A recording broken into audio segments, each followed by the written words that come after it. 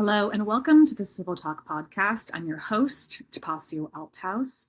If you're new to the show, this is where we explore civility and social emotional learning with esteemed guests, expert insights, and practical advice to help people navigate the world. Today on the show, we have Jason Craige Harris, a strategist and mediator who helps families, leaders, and organizations navigate conflict, strengthen communication, and build cultures that function better day to day. A big part of his work is very practical, facilitating difficult conversations, helping leadership teams make clearer decisions, and creating structures that actually support fairness and accountability. He is the CEO of Perception Strategies, a consulting firm that works with schools, nonprofits, companies, and foundations on things like organizational strategy, culture change, and leadership development. In simple terms, he helps groups figure out why things aren't working as well as they should, and then helps them put better practices in place. He also serves as senior advisor at the Perception Institute, which researches how bias and belonging shape social systems. And he's part of the Speakers Bureau at Pollyanna, a national organization focused on building stronger and more inclusive communities. Across all of his work, Jason focuses on helping people close the gap between their values and their behavior. And we're very excited to dive into his expertise. Jason, welcome to CivilTalk. Thank you so much for having me. I'm excited for our conversation. Yeah, absolutely. So you use the word, when I was researching, I noticed the word alignment a lot in your work, closing the gap between values and behavior. When did that idea first become central for you personally? That's a great question. I've spent my life participating, as I'm sure we all have, in groups, and I've had many experiences where I had this question like, are we all on the same page? Are we in the same chapter? How about, are we in the same book? And it was clear to me at different times in my life, from my youth all the way to now, that I'm not sure that we were. And there were times when people, myself included, assumed that we were on the same page. There were times when we weren't on the same page and we realized it, but we didn't have a language or a process for talking about it. And more than that, didn't have a process for how to get to alignment. And in my experience, there's some really hard things that can happen when people assume alignment before actually doing the hard work to reach alignment. And I was working at an organization where there was a significant budget deficit, and the senior leaders had come together to devise a strategy for being able to address that deficit. And there's a crucial part in alignment processes where you assign roles and responsibilities so that everyone knows like what part of this beast we're supposed to be tackling. And there was some sort of gap in their process such that I think they thought they assigned roles and responsibilities and that it was clear what everyone else was doing. But I think they missed the crucial step of before they end the planning meeting saying, I just want to pause for a moment. Here's what I heard were the roles and responsibility. Is that what you heard as well? Like that part of reflecting back what we've heard and checking for understanding, which is the definition of the mediator tool called looping. That part of the process was missing. And so, the leaders left the meeting and everyone thought that they had alignment. People set out to do their different tasks or the tasks that they thought they were assigned to do.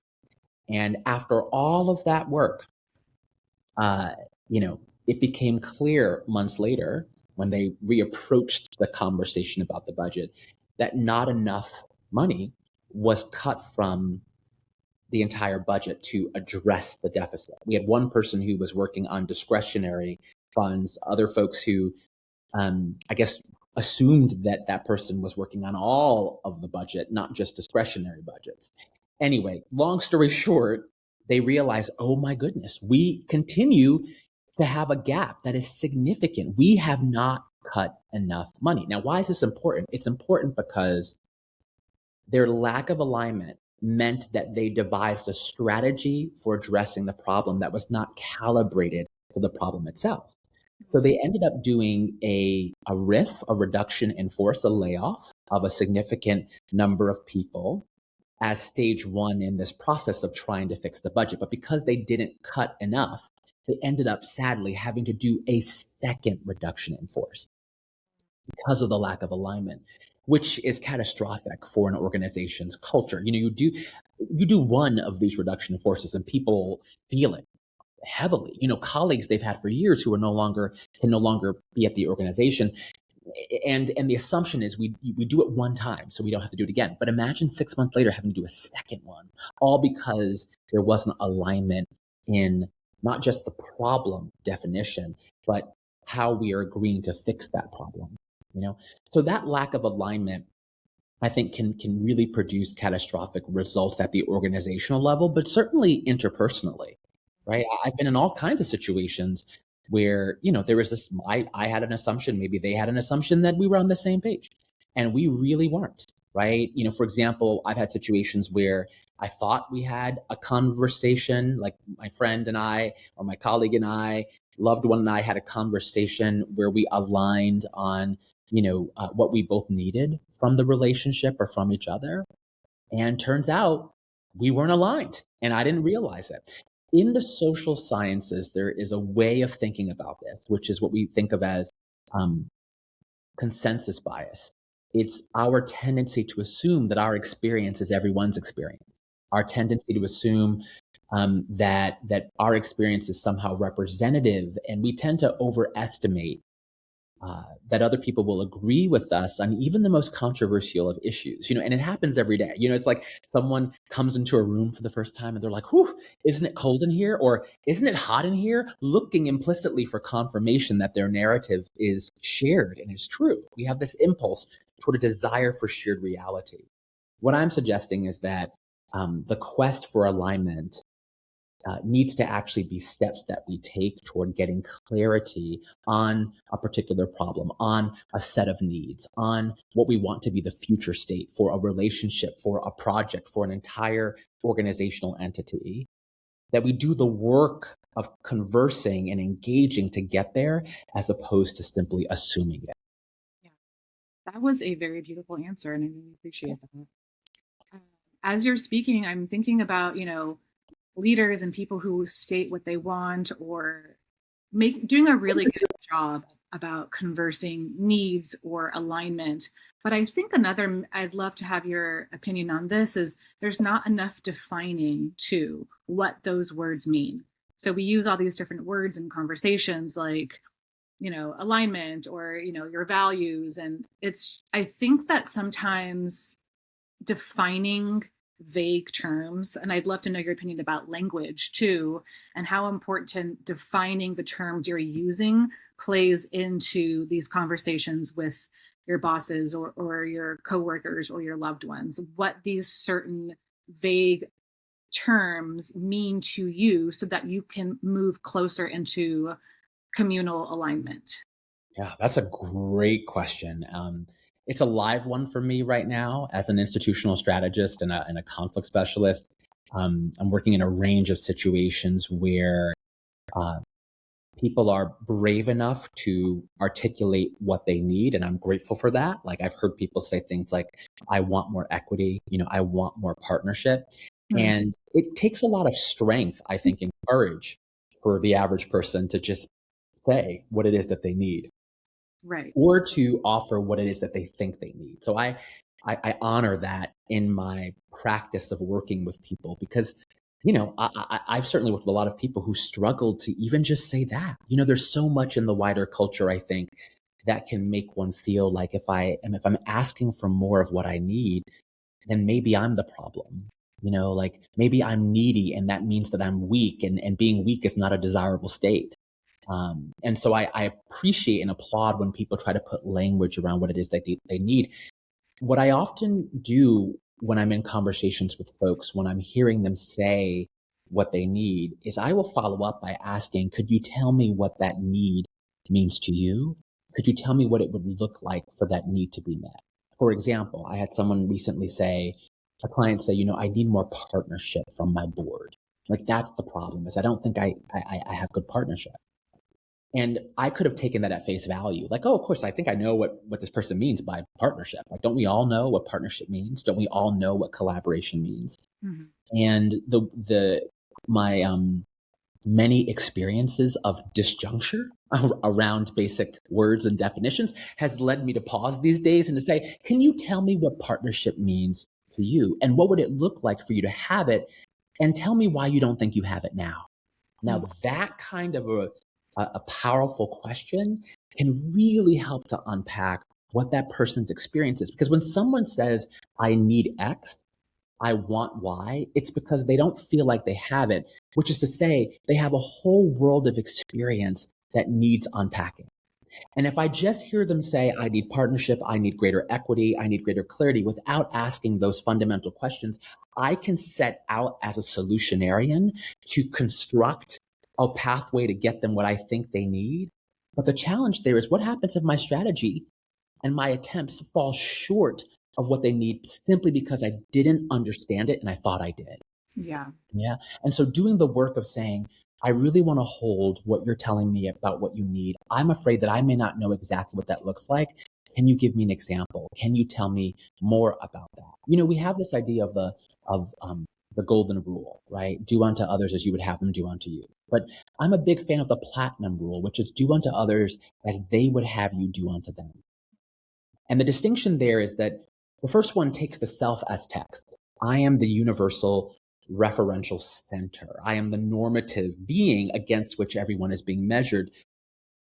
That's not as helpful as trying to understand what is their gravity, what is their center of gravity, and being able to ask that with such specificity, which allows them, the other, to share with you what they need in specific terms. Then we can talk about the strategy.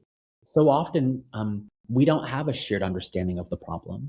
And so our solutions do not meet the moment with clarity and courage and compassion. And I actually think that that's tragic, right? Imagine putting in so much effort to meet someone's needs only to have them say, it doesn't work for me, right? The pain of that, the grief of that, the loss of that, the demoralization of that, the like, you know what, why do I even try? When we could have saved ourselves all of that by simply saying, thank you for sharing your need. And now tell me what that means to you. Yeah, that's really powerful. I think it's a step that when you're talking about this, I'm just thinking, you mentioned compassion and care, and a word that pops up when I'm having these discussions is just plain old curiosity. Curiosity about the other person in front of you and what repair looks like, what having a conversation looks like, what being on a team looks like.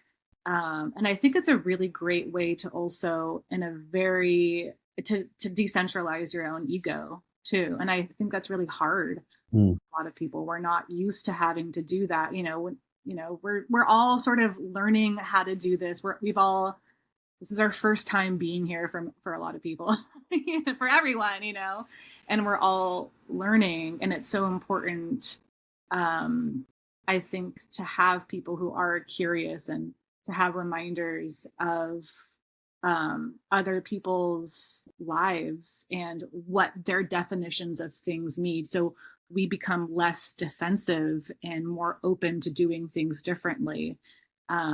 Even, within every relationship, I think that's important.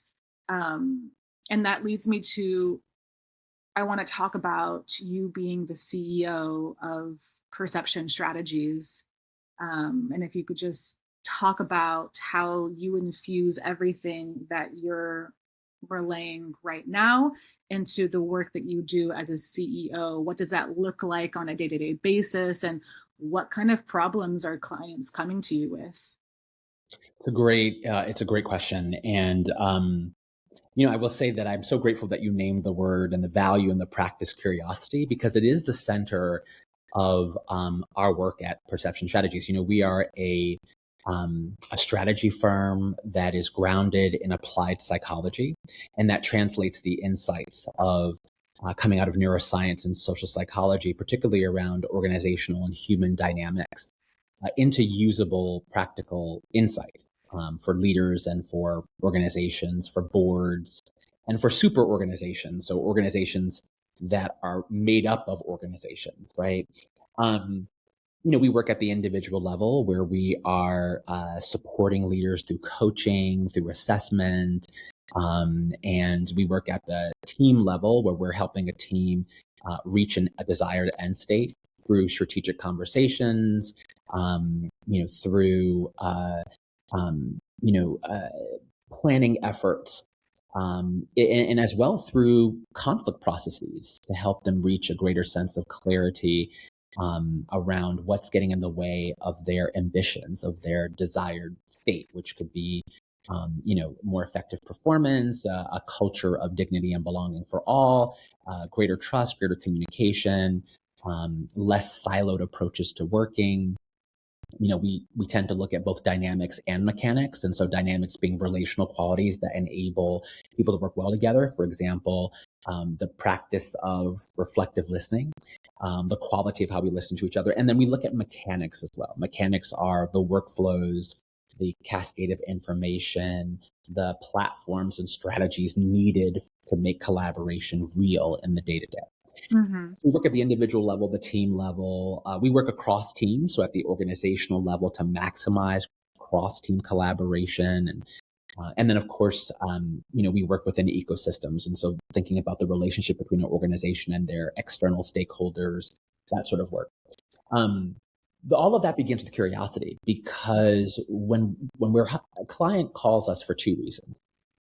Number one is because there are problems and challenges. There are breakdowns that have happened, right? That's one category of why they call us. The other is what we call, plateau experiences, where the team, the individual leader, they're doing well, reasonably well, but they want to take their performance and their experience to the next level. And so they really want someone who can help them build upon their strengths. So we actually have both kinds of issues. This team calls and says, listen, things are rough. Like our team has really broken down because we had this terrible breach of trust and confidentiality, which has really wrecked the team. Right. And we need someone who can help us move through that together, right? That's a clear crisis moment problem, right? We've also had teams say, hey, look, team is pretty well. Like we're actually high functioning. But the team leader says to me, but Jason, I'm a little bit afraid that if there's more external pressure added to the team and more internal pressure within the organization added to the team, that the team may not have the entire infrastructure and way of working that will enable them to meet that moment. So there's that leader is saying, my team's fine, but I'm trying to level them up for the next possible pressures that are coming down the pipe, right? So both kinds of problems, right? And I don't know what I don't know, to reference the Johari window. So what do? I always begin with three things. Okay. The first one is humility, an immediate admission of I don't know everything there is to know about these folks' experiences. I have, we've worked in hundreds and hundreds of organizations across the world. We don't know everything, right? We know some things that are useful, but we don't know all there is to know about this organization, nor do we know about everything there is to know about people's experiences of what's happening. So humility is the first step. The second step is what you named earlier, which is curiosity. I don't know all there is to know, but I want to learn more.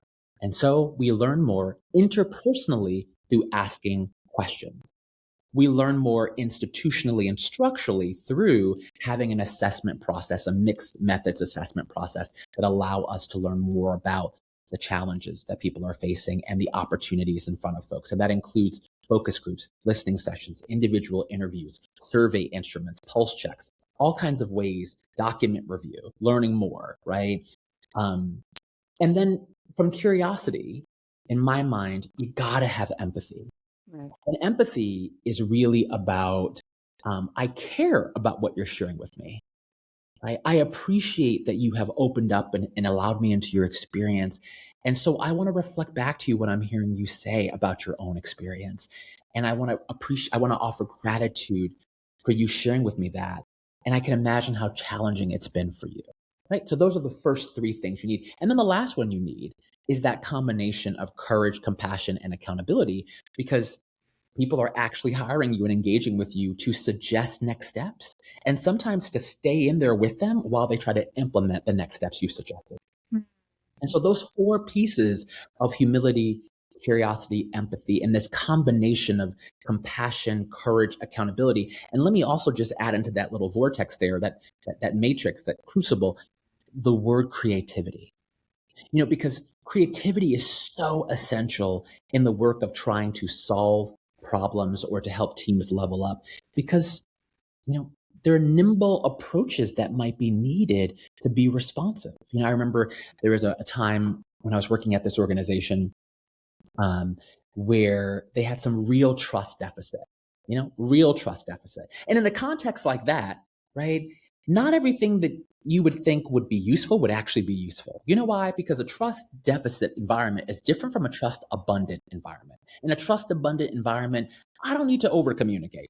I don't got to say everything. I don't got to spell everything out in writing. I don't have to say the thing, say it again, and say it 5 different ways. I can use shorthand in a trust abundant environment. No one's reading my intent as somehow negative. Like, no one's assuming that Jason wants to do something problematic. People are assuming that I'm well-intentioned. So there's grace in that kind of an environment, right? So in a trust abundant environment, there are moves you can make as a leader that work just fine. Now, you make those same moves in a trust deficit environment, what I call, to reference Stranger Things, the upside down world. It's like you go into a trust deficit environment and you try to use the same tools that you always used. They're probably not going to work. For example, in a trust abundant environment, you might make a simple joke to someone and we laugh and we have a good time. You make that same joke in a trust deficit environment. Someone's like, "What? Excuse me? What did you say?" You're using your power to isolate me and to exclude me. You just demeaned me and degraded me in front of my peers. There's a whole set of assumptions that might emerge in that space because of the lack of trust, because we can't assume, right, a level of good intent. So in those kinds of environments, there's creativity needed to be able to say, what might work here in this context? How might I need to pivot my strategies to be able to meet this moment? So at Perception Strategies, we do a lot of like high touch, nimble, context specific work to really help organizations and institutional entities move from where they are closer to their desired state. There are so many questions that are just in my head right now from everything that you have said, and the amount of psychology that is just layered in perception strategies and what you do is quite extraordinary. One question I do have is, you talk about certain leaders coming to you, and I can imagine there's a certain type of leader who comes to you, and I can imagine there's a certain type of leader who doesn't come knocking on your door. Can you tell me about the types of leaders who you see over and over again coming to your door, and what can people do who are stuck under a leadership who don't see that there is a problem to begin with and don't really seek out exterior help? Mm-hmm. It's a really great question. In my experience, leaders come to us when there are capacity challenges, right? So we have a set of goals. We sort of know how we want to get there, but we don't have the actual personnel capacity to make it happen because people are tapped out. So that's one leader who might come to us. Another is a leader who says, look, we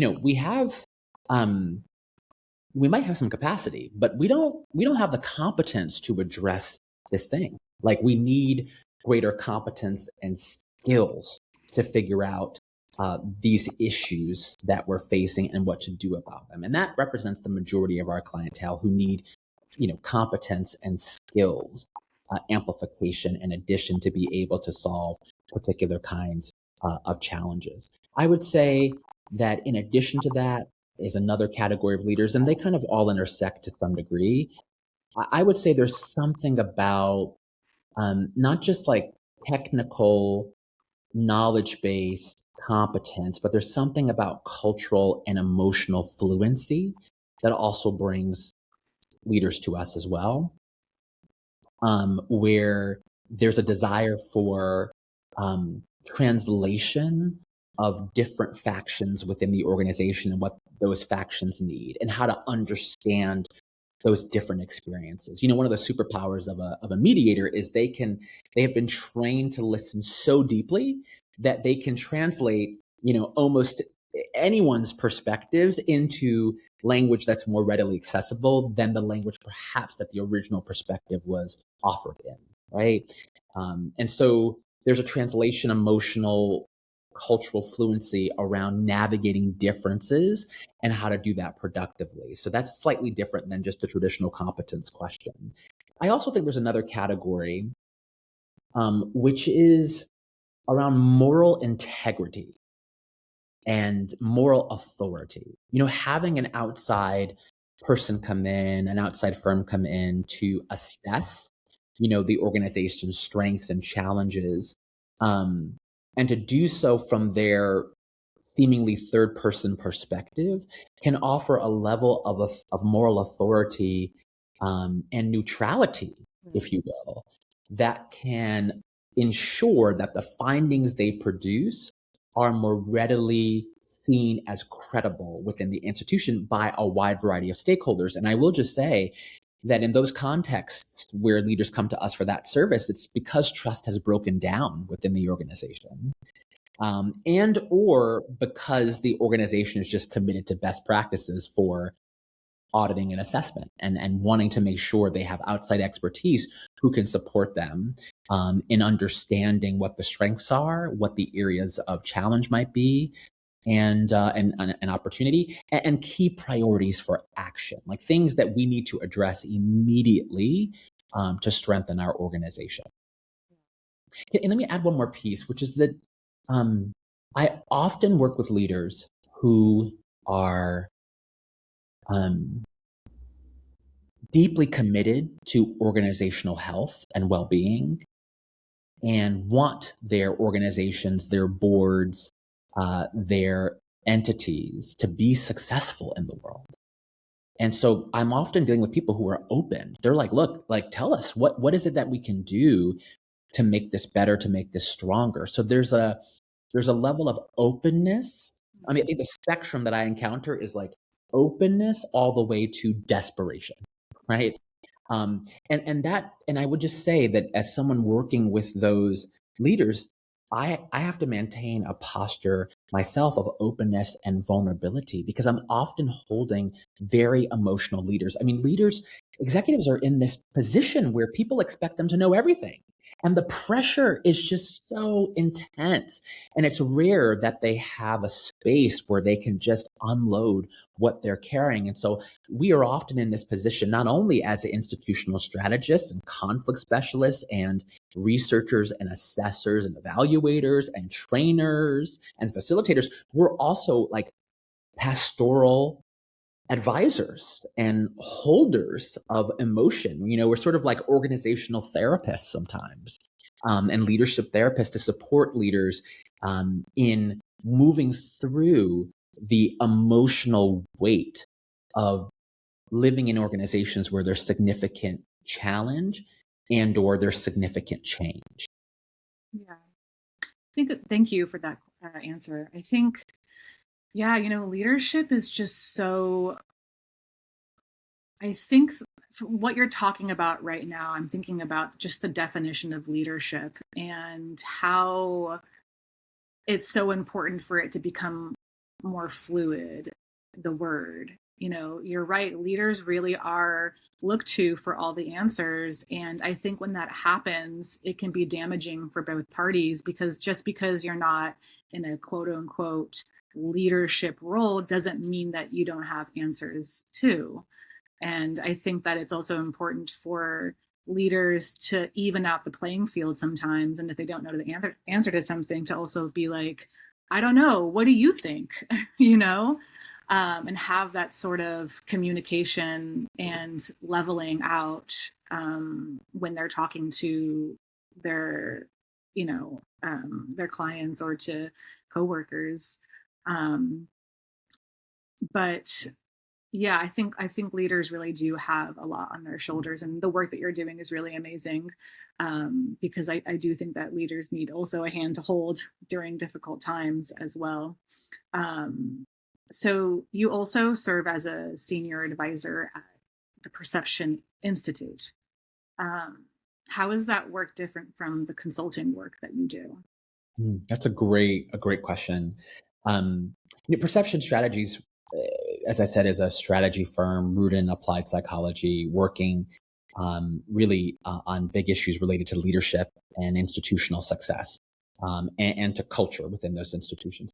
And we work a lot with large nonprofits and with companies, corporations, in support of helping them to level up. Perception Institute comes from a similar intellectual foundation, like beholden to neuroscience and social psychology, but it's different insofar as it is a nonprofit research collaborative that is really interested in looking at questions of fairness and access Mm-hmm. as it relates to kind of the fundamental institutions of democratic life that shapes everyday U.S. Americans' experience, right? So thinking about the civil justice system, thinking about healthcare and the work of doctors and nurses, thinking about education and the work of teachers in the classroom, thinking about real estate and access to the housing market. Thinking about media and entertainment and how those cultural artifacts produced by media and entertainment shape our perceptions of different kinds of people and even shape how we treat those people, the kinds of decisions we make about those people's lives, if we're in positions of power, and how that impacts people's lives. So Perception Institute's really interested in these questions of fairness and belonging within social systems. And so does a lot of primary research on those questions, and the kinds of barriers that can get in the way of good people making fair and thoughtful and inclusive decisions that have incredible impact on people's day-to-day lives. And then secondly, lots of secondary research as well, kind of metabolizing the insights of social psychology as it relates to, the science of decision making and the science of human interactions across lines of difference and how to do that better. If you're in a position of power and if you're a judge, if you're a doctor, if you are a nurse, if you are a teacher, you have an incredible responsibility.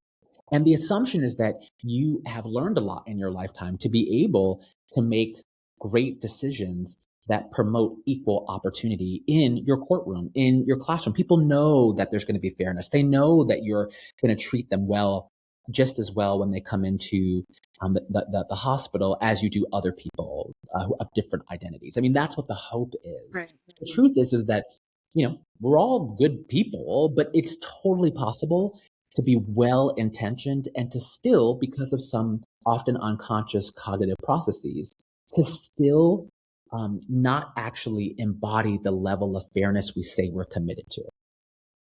Like there are some implicit and unconscious biases that can certainly shape how we engage with one another. Like I remember, I was growing up, my mom, who's an amazing human being, amazing, love Mama. Mama was from a particular country in the Caribbean, and she would tell me stories about residents of a neighboring country. And these stories were not thoughtful. They were not compassionate. They were not generous stories. They were stories about how these neighbors from a different country were villains and they were evil, and they were not trustworthy and they were nefarious. And so my mom told me these stories. And I remember when I first met representatives from that country, I was terrified. Now imagine for a moment that I was in a position of power, like I was a doctor, and I was meeting a patient from that particular country. And I had grown up with all of this preloading, this programming that had these single stories being told about that group of people. would I automatically, immediately just treat them with the same level of care and respect and thoughtfulness, and interaction, relational quality as I would someone who was not from that country? What happens if, because of my unconscious fear, I'm actually like, the amount of time I spend with them as a doctor in that room is very brief. Imagine that I don't ask them all the questions I should be asking them about their health and their experience. Imagine that I rush through because I'm unconsciously wanting to get out of there as quickly as possible. What might be the impact on their experience and on their treatment? And I don't just mean how I engage with them. I mean, if I'm prescribing for them a plan of treatment to address their ailments, what happens if I miss something critical because I don't spend the time with the level of care that I should? What happens if they can tell that something is off in my behavior and it then impacts how they show up? Maybe they're less likely to tell me about condition, like a harmful condition that they've had for a long time, because they think that I won't care. Now, all of that from how the stories I was told, how those stories then shape my unconscious way of engaging with these folks. So at Perception Institute, we help people to see the programming and the loading and the perceptions that can be dominant and can shape how we engage. It can thwart our efforts to embody our values. And then we teach strategies for overcoming that at the interpersonal and institutional level. Do you think people are predominantly, because you talk about it in an unconscious level too, do you think people are also conscious and choose not to do something? I mean, I'm sure they do. Um, but by and large, is there, you know, do you think people are conscious or unconscious of these habits? Um, and what are some misconceptions these people have about belonging in organizations? Because that's also another word where people are like, either don't think that belonging is important, or have a different definition of belonging, or oversee it to a point where it does a lot of harm. Um, how do you sort of teach that? And in a way, it's sort of like, how do you teach empathy to people who lack it the most? Mhm. That's a great question. I mean, I think that much of how we perceive others is unconscious to us in the moment? Yes. I think that a lot of the time we are moving so quickly, we're not doing any real second order thinking, thinking on our thinking, listening to our own listening. Most of the time, the demands and the urgencies of modern life have us moving at breakneck pace. So we don't always have the time or the space, the capacity to really reflect. We may not even have the reflective tools, like the kinds of questions one might ask oneself to unearth one's own relationship to difference. And because often it can be unconscious to us, we might need some sort of tool to show a mirror to show us ourselves, which is why I always recommend doing some sort of implicit association test with Project Implicit at Harvard, which is designed to help people analyze their relationship to difference in really powerful ways. I'm sorry, can you restate, is that a test that you take? Yeah, so the implicit association test, there's a series of them there, and they basically help one to analyze one's own sort of snap judgments as it relates to different kinds of categories. So as it relates to weight differences or color, racial differences or gender differences as perceived, Mm-hmm. and how our snap judgments function. It's a fascinating test. That often tests the rate of response and the speed with which we associate words like good with a particular skin color and words like bad with a particular skin color, for example. Sure. And it's a powerful tool, not to say it's a diagnostic, but to say that it's a useful reflective tool for thinking about our relationships to difference and what kinds of knee-jerk assumptions that we might make or we might have. And that's why one of the tools for overcoming that is, before we make a decision, could we slow down and say, I wonder how this might impact that group of people? Or, would I be making the same decision if this patient was of a different identity? Those kinds of what we call speed bumps that one can install in one's own thinking can slow down the automatic and reactive knee-jerk snap judgment way in which we oftentimes engage. Having a partner with whom we can check in and say, hey, what do you think about this situation? Like, what decision might you make here, right? Where we're adding in another voice and not just the voice of our own unconscious mind. So just a couple of strategies for how one can check the function of bias in one's own consciousness. So I do think that people are often unconscious. I think that like for most of us, like the idea that I potentially could be racist or sexist, or I could have, some sort of part of me that, wants me to have a little bit of an unfair advantage with respect to other people. That idea flies into the face of our desire to be perceived as good. Like I would hate for us to end this talk and you would just say, you know what, that guy, he was mansplaining to me the entire time. I would be devastated, right? So it's like, we don't want that to be the image of us. And so I think that the task for us is to realize and to recognize that all humans have limitations. All of us have implicit preferences and implicit aversions. None of us escapes the programming of our societies. The question is, can we become conscious of that? And can we recognize and learn to assess when our values and our behavior are not in alignment? And then can we take steps to close the gaps? Now, on your question of belonging, I would say that in the wider society, I have experienced conversations about belonging that themselves were not inclusive.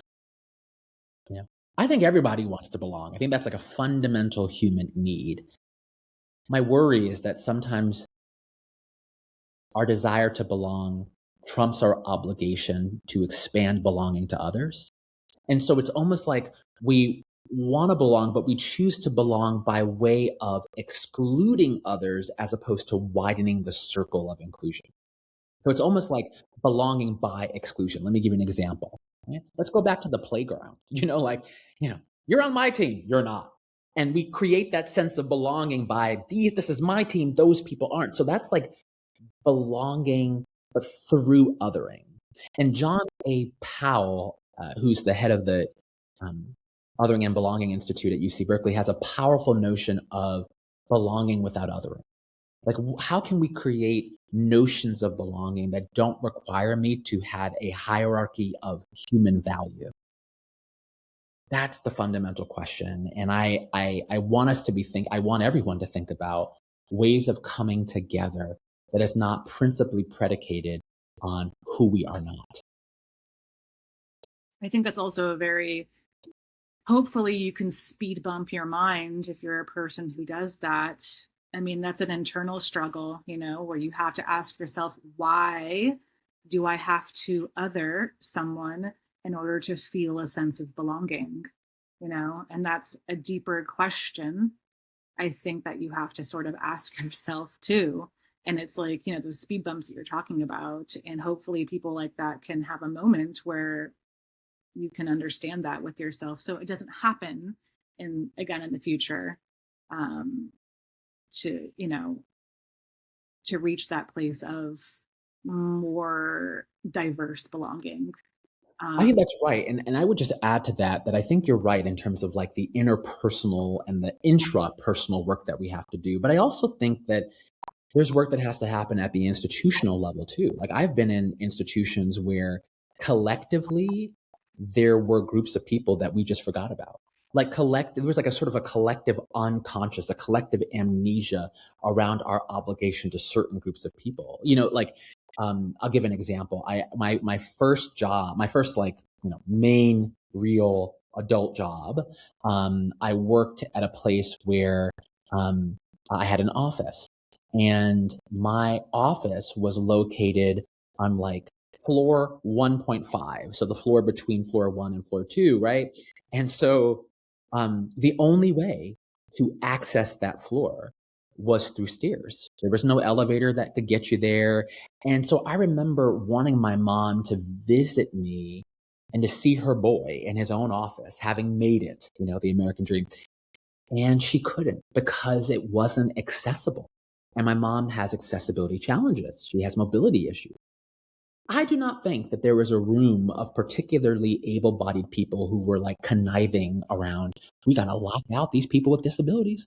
We got to make sure we don't install no ramps. We only want people who have full functioning of their legs here. No, I don't think there was a room of people making that decision, but it was almost like we had collectively assumed a normative human body and my mom's body did not fit.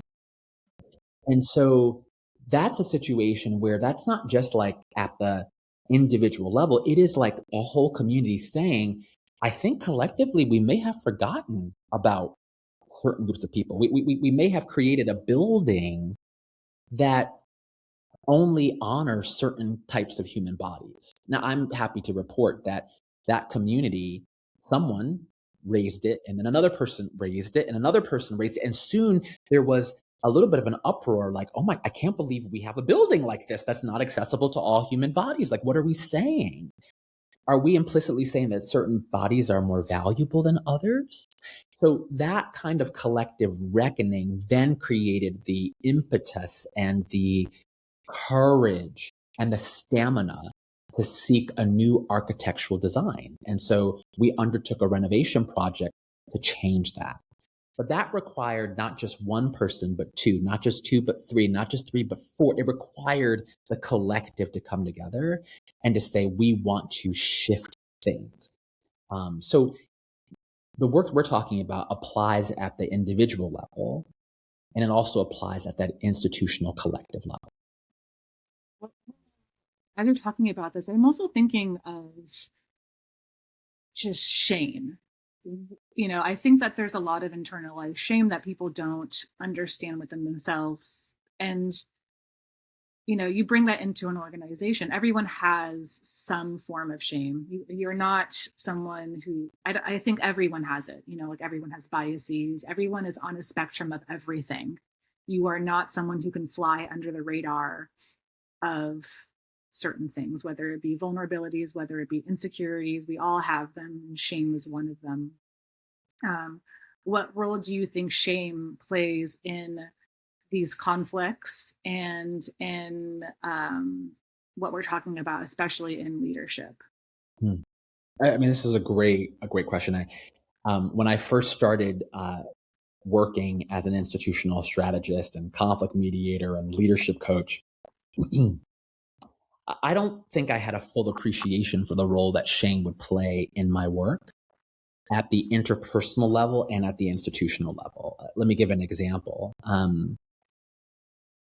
I do an assessment on the cultural strengths and challenges of an organization, and I produce a set of findings that synthesize the data that I excavated. Then I go to the leader and I say, let's talk about this data. And immediately I'm faced with 1,000 questions about the integrity of my assessment instrument. So rather than focusing on the content, there's deflection there, and it's immediately like, well, Jason, maybe you didn't ask the right people. Well, maybe there's something wrong with you. These questions that you wrote, Jason, are not as specific and precise as they could have been. And so the attention is not on the findings, but it's on the instrument. I had to realize, wow, I think that actually that's a shame mechanism. Shame is at work here because this leader is grappling with, well, if these assessment findings are true, what must that say about me as the leader of this organization? And not only what does it say about me in the abstract, but what are other people going to think about me? Yeah. And if Jason gets up in front of my employees and shares these findings, people are going to look at me as though I'm the problem or as though I haven't done all that I needed to do. And so I started learning, right, that, wow, shame is a real factor. Shame being when I feel like I can't escape the judging gaze of the other.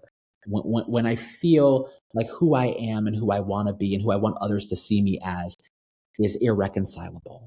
And that could produce some adverse effects for me, for my livelihood, my reputation, from also implications for my sense of connection. Like shame is ultimately like, what I did somehow might make me worthy of disconnection, unworthy of connection, in other words. So I saw shame there at the individual. I saw shame too at the institutional level, where a whole leadership team was like, we're not sure that, like, this data set, what does that say about us as a collectively? Maybe we don't want to share all of this with staff. Maybe we don't want to be fully transparent with staff. And so it's like an entire organization, a whole leadership team is holding this sense of shame around, does this mean that we're not good people? Are you suggesting we're not smart, we're not principled, we're not ethical? Mm-hmm. When in fact, what I'm simply suggesting, or what the data is suggesting, is we're human.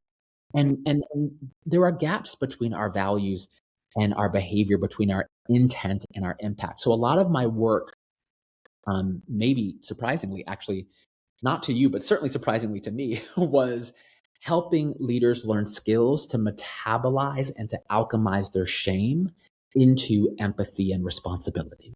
Yeah. Right? And so I've taught my leaders these different phrases as a part of that process. Things like, I can do hard things. Things like, I may have made a mistake, but I'm not a mistake. Things like, what's more important than my comfort is their dignity and their safety. Ways of grappling with their shame. The only emotion powerful enough, Brené Brown teaches us, to counter the overwhelm of shame is empathy. And you can get empathy from yourself. This is Kristen Neff's work around self-empathy, self-kindness. You can also get empathy from your peers. And so having a peer or an executive coach who can sit with you to process the shame and to give you the empathy can allow you to step into that place of responsibility. If leaders who experience shame do not have a place from which to get the empathy, they will often seek it from the people whose livelihoods they are responsible for. And that's a really bad position to be in. If you're a leader seeking empathy from your employees, right? That puts them in a position where now they've come forward to give you feedback on the culture, and now they have to sit with you and rub your back and give you tissues, right? When we should be seeking to improve the quality of their experience. So there is no real transformative institutional, organizational leadership work without wrestling with shame effectively. Yeah. I think that's so important to talk about that. I remember reading something the other day, and this had more to do on the individual level of the difference between a nice man and a good man. And I'm thinking about this in terms of leaders too, the difference between a nice leader and a good leader. And there's just huge variations of that. A nice leader wants to be perceived as nice, but a good leader can come out into the public and say, hey, what I did was wrong here. And I think there's so much power in being forthright and being sort of, honest about what you are doing wrong and what you are doing just as equally as what you are doing right.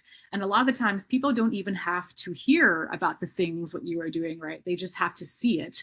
But it is way more important to verbalize what you're doing wrong, and being able to do that is a hard skill for a lot of people, I think. And I think the work that you're doing is just so important to give people a reminder that, shame exists, and it exists on a very, cellular internal level for a lot of people. And to bring that out in order for communities to thrive is really important, because it really is a very detrimental speed bump on the road to your values and what you're trying to accomplish in the long run. Is there, when we're talking about the work that you're doing as well, is there such a thing as an organization that is truly aligned and doing the work consistently, or do you think it's always a moving target? That's a fantastic question. I have encountered, luckily, organizations that are committed to evolving in the direction of care and dignity and success for all. And sure, it's like, it's about the journey, not the destination. So but I've seen organizations commit to that journey in a way that's ongoing, in a way that invites everyone and creates buy-in and brings everyone along. And I've been heartened by that. I've had the privilege of traveling with leadership teams. So sometimes I'll be on retainer with a leadership team or an organization for 4, 5, 6, 7 years, and seeing them evolve over time and seeing them put into practice the practices that we've been talking about. In the early days, we would drop in and train people in a set of practices for improving institutional health and well-being. Mm-hmm. And then we would take off and go do the same thing somewhere else. And then people started saying to us, could you stick around? Like, we need some guidance and some coaching and some strategic advisory on how to implement these practices. And so we developed this retainer model where we work alongside a leadership team in an organization over the course of a year or multi-year to support them as they actually implement these practices interpersonally at the individual level, but also institutionally. And we've had the privilege of seeing incredible growth. And by growth, what I mean is, we do an assessment on staff experience and the metrics have improved. We, see that the pipeline for the number of applicants who are applying to work there has increased because people are like, we heard that's a great place to work. We want in on that project, So we've had the privilege of seeing that. And that for me has been deeply, deeply rewarding. So I would say that, to some degree, to your point, it's a moving target. You're always going to be on the growth toward greater alignment, greater well-being, greater wholeness, greater a culture of dignity for all, where every person feels seen, heard, and valued. And we've seen organizations make meaningful progress along the way. That's amazing that you're doing that.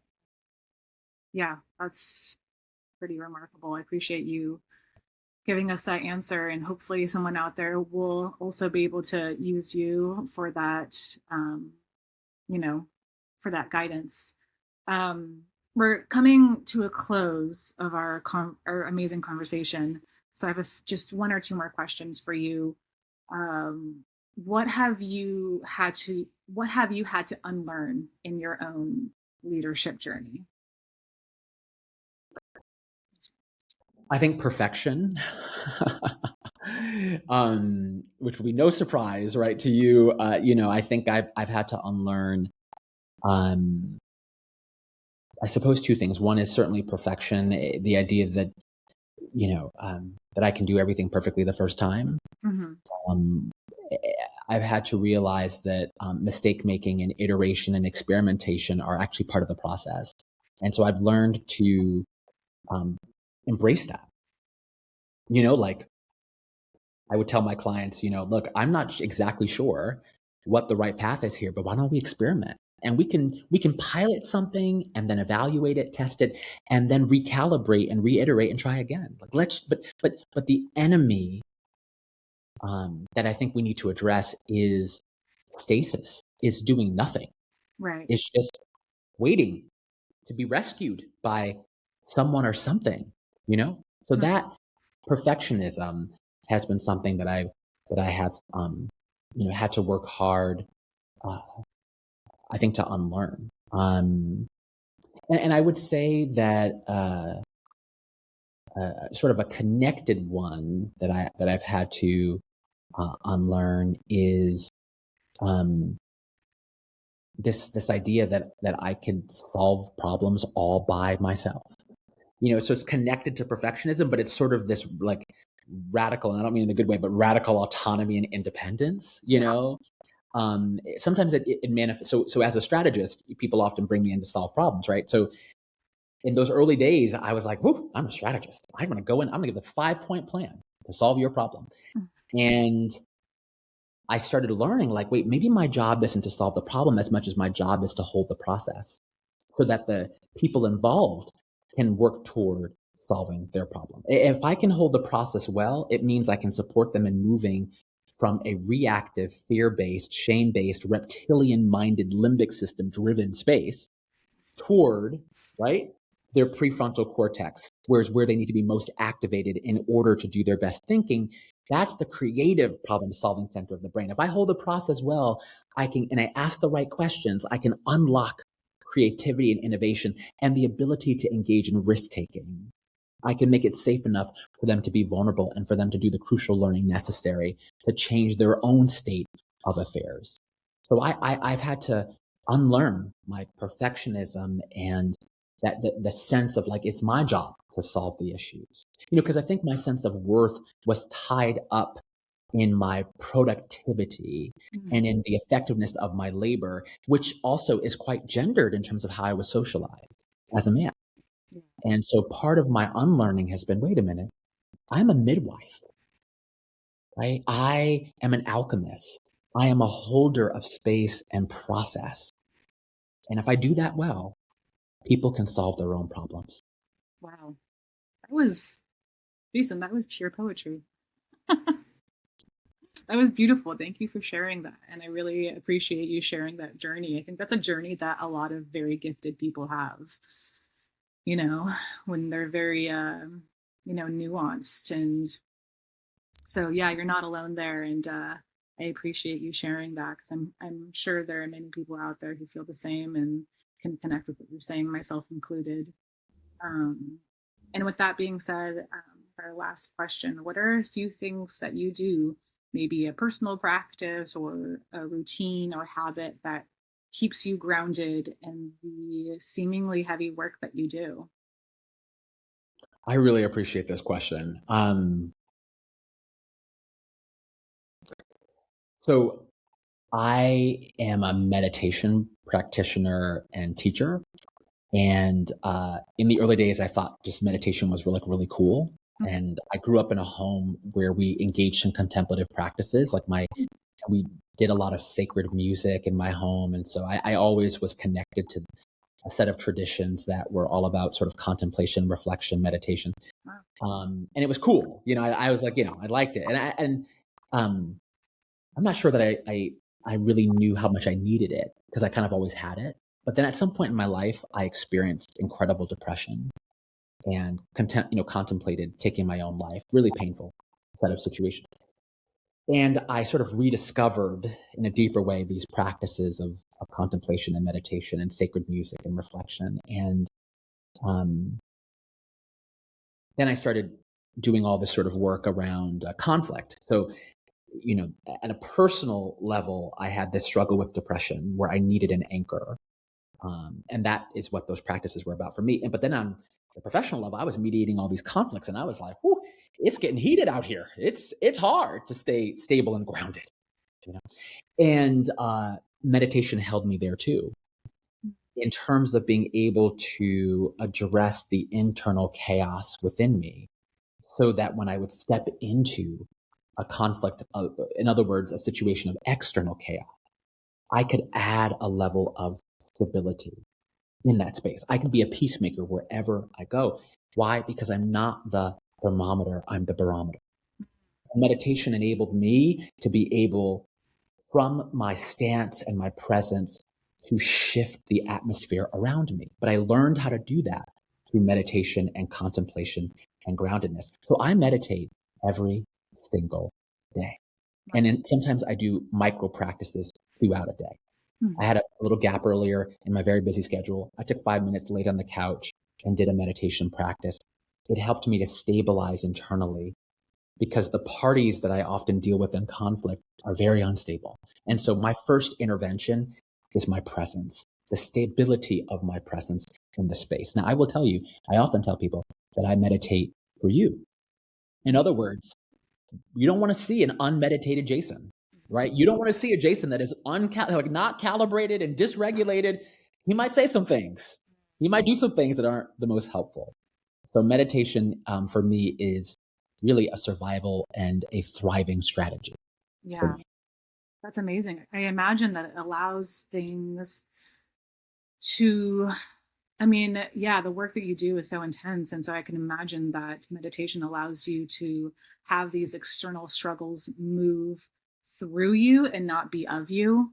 Because I think a lot of the times people tend to internalize a lot of external conflict, it's just our bodies now, especially when you're so empathetic, and you're teaching empathy and it's hard to not get sort of wrapped into the tornado of things around you. You know, when your heart is invested, it's like you're chucking your heart into the center of this tornado. And it's important to, yeah, I can imagine that meditation is a crucial role. And it's also really important, I think, for anyone listening who does difficult work. And we ask this question all the time. It's always our last question, because I think it's important for people in positions who are helping to have a practice that centers themselves and allows themselves to put their health first. Because without the work that you're doing, I think communities would really struggle. So thank you for sharing that. And thank you for sharing all the amazing work that you do. And yeah, we really appreciate you being here today. So, Well, thank you so much for having me. I'm so grateful to have had this conversation with you. yeah. Yeah. And if there's any way our listeners can get a hold of you and in touch with you and the work that you do, how can they do that? There are two places, maybe even three. People can find me on LinkedIn for sure. Jason Craige Harris. They can search me up there. I'm happy to connect. Perception Strategies has a website. It's www.perception-strategies.com. And then I also have a personal website, www.jcheals.com. Great.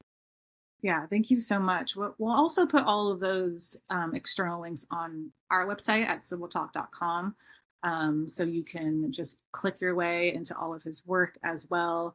And I also want to put up the test that we had mentioned earlier to go back and look at it, because that was really interesting. So we'll put that also up on civiltalk.com to explore it for that as well. And if you want to explore more episodes to our listeners, again, civiltalk.com. And to learn more about Clarion, which is our AI tool designed to help individuals and organizations better understand the dynamics, tone, and patterns within their conversations. Again, civiltalk.com to learn more about that. And if you've enjoyed this episode, please take a moment to like and just subscribe. Share it with someone who you think might benefit from this bountiful conversation. Liking and subscribing really supports us and helps us continue bringing thoughtful leaders like Jason into these conversations. Jason, thank you again for being here with us. We really appreciate you.